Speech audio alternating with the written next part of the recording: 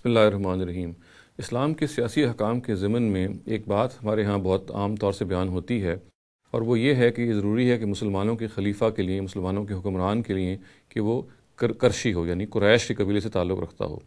اور اس رائے کی جو بنیاد ہے وہ نبی صلی اللہ علیہ وسلم کی اس حدیث میں بیان کی جاتی ہے، اور حدیث کے الفاظ یہ ہیں کہ الائمۃ من قریش، یعنی حکمران جو ہیں وہ قریش میں سے ہوں گے۔ چنانچہ اس کی بنیاد پہ یہ رائے قائم کر لی گئی ہے ہمارے فقہا نے کہ جب بھی کوئی خلیفہ ہوگا اس کے لیے ضروری ہے کہ وہ قریشی ہو، یعنی وہ کرشی الاصل ہو۔ تو سب سے پہلے تو یہ جان لینا چاہیے کہ اس روایت کا ایک خاص موقع اور محل ہے، اور اس سے جو بات عام طور سے فقہا نے استنباط کی ہے وہ ٹھیک نہیں ہے۔ یعنی کہیں پہ بھی قرآن مجید میں بھی اور صحیح احادیث میں ایسی کوئی شرط بیان نہیں ہوئی جس میں یہ کہا جائے کہ لازمی طور پہ ایک اسلامی حکمران کا کرشی ہونا یا قریش سے تعلق رکھنا ضروری ہے۔ اس حدیث کا جو کہ میں نے آپ کے سامنے پڑھ کے سنائی، جس کو بنائے استدلال بنایا جاتا ہے، اس کا ایک بڑا خاص موقع اور محل ہے، اور وہ یہ ہے کہ قرآن مجید کی اپنی جو آیت ہے، اصل میں یہ اس کی ایک فرع ہے۔ قرآن مجید کی آیت ہے امرہم شورا بینہم، اس کا مطلب یہ ہے کہ مسلمانوں کا نظام ان کے مشورے پر مبنی ہوگا، جس کا مزید مطلب یہ ہے کہ اکثریت کی رائے جو ہے وہ فیصلہ کن ہوگی۔ مسلمان حکمران جو ہیں، مسلمان حکمران کے نمائندے جو ہیں، وہ اکثریت کی رائے کی بنیاد پر منتخب ہوں گے، اور انہی کی رائے جو ہے وہ فیصلہ کن ہوگی۔ ایک مائنورٹی کو یا اقلیت کی رائے کو پریویل کرنے کا کوئی حق حاصل نہیں ہوگا۔ رائے جب بھی لی جائے گی مسلمانوں سے، تو جس شخص کو بھی میجورٹی کی رائے کی تائید حاصل ہے وہ حکمران ظاہر ہے کہ الیکٹ ہوگا، اور اسی طریقے سے دیگر نمائندگان جو پارلیمنٹ کے ہیں وہ بھی اکثریت ہی کی رائے کے مطابق ان کو الیکٹ کیا جائے گا۔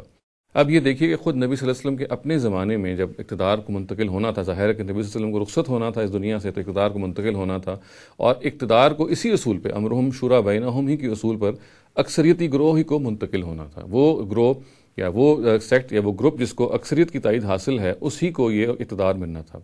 تو قرآن مجید کی جو اس آیت ہے امرہم شورا بینہم، اسی کی ایک اطلاق کے طور پہ، اسی کی پیروی میں نبی صلی اللہ علیہ وسلم نے فرمایا کہ الائمۃ من قریش، چونکہ قریش کو اس وقت اکثریت کی تائید حاصل ہے، چنانچہ نبی صلی اللہ علیہ وسلم کے اپنے بعد قریش ہی میں سے ائمہ یا قریش ہی میں سے حکمران کا انتخاب کیا جائے گا۔ یہ بات ظاہر ہے کہ انہوں نے اس وجہ سے کہی کہ اس زمانے میں مختلف جو مائنورٹی ٹرائبز تھیں، وہ بھی اس کا امکان تھا کہ اپنا جو خلافت کے بارے میں یا حکمران ہونے کے بارے میں اپنا کلیم پیدا کریں، یہی کہیں کہ ہمیں اس کو حاصل کرنا ہے۔ تو اس طرح کی کوئی سچویشن پیدا ہونے سے پہلے ہی نبی صلی اللہ علیہ وسلم نے یہ بتا دیا، اور ظاہر ہے کہ قرآن مجید کی اسی آیت کی روشنی میں بتایا کہ الائمۃ من قریش، گویا کہ چونکہ ان کے بعد قریش کو اکثریت کی تائید حاصل ہے، لہٰذا ان کے بعد جو حکمران ہیں وہ قریش سے منتخب ہوں گے۔ اس کا اصل میں مطلب یہ تھا کہ قریش جب تک میجورٹی میں رہیں گے، جب تک ان کو تائید حاصل رہے گی، اس وقت تک انہی میں سے حکمران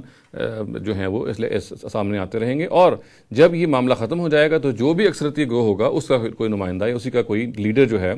وہ پھر حکمران بنے گا۔ تو ہم یہ کہہ سکتے ہیں کہ الائمۃ من قریش کا یہ ہرگز مطلب نہیں ہے کہ کوئی ایک ایٹرنل یا کوئی ابدی کنڈیشن ہے جو نبی صلی اللہ علیہ وسلم نے امپوز کی اس روایت میں۔ یہ روایت دراصل قرآن مجید کی آیت امرہم شورا بینہم کی ایک فرع ہے۔ اس آیت کے مطابق یہ ضروری ہے کہ اکثریت ہی کو اقتدار منتقل ہو۔ نبی صلی اللہ علیہ وسلم کے اپنے زمانے میں چونکہ قریش کو یہ اکثریت کی تائید حاصل تھی، لہٰذا نبی صلی اللہ علیہ وسلم نے کچھ نہیں کیا سوائے اس کے کہ قرآن مجید کی اس آیت کو پڑھا اور اس آیت کو سامنے رکھتے ہوئے ایک فیصلہ کیا تاکہ کوئی مائنورٹی گروہ جو ہے اقتدار کی طرف خواہاں نہ ہو، اور اس کی طرف نظریں نہ اٹھا کے دیکھے، اور اس کو اچھی طرح سے معلوم ہو جائے کہ چونکہ قریش ہی کو اکثریت کی بنیاد کی تائید حاصل ہے، لہٰذا وہ ان کو الیکٹ کیا جا رہا ہے۔ چنانچہ یہ بات بالکل کہنا ٹھیک نہیں ہوگی کہ قریش ہی سے حکمران جو ہیں ان کا انتخاب کیا جائے گا، یا قریش کو کوئی نسلی برتری حاصل ہے جس کی وجہ سے معاملہ کیا جائے گا، بلکہ جیسا کہ میں نے عرض کیا کہ یہ ایک خاص موقع اور محل کی روایت ہے، اور قرآن مجید کی اس آیت کی روشنی میں اگر اس کو سمجھا جائے تو اس کا موقع اور محل بالکل واضح ہو کے سامنے آ جاتا ہے کہ یہ اس دور کی خاص صورتحال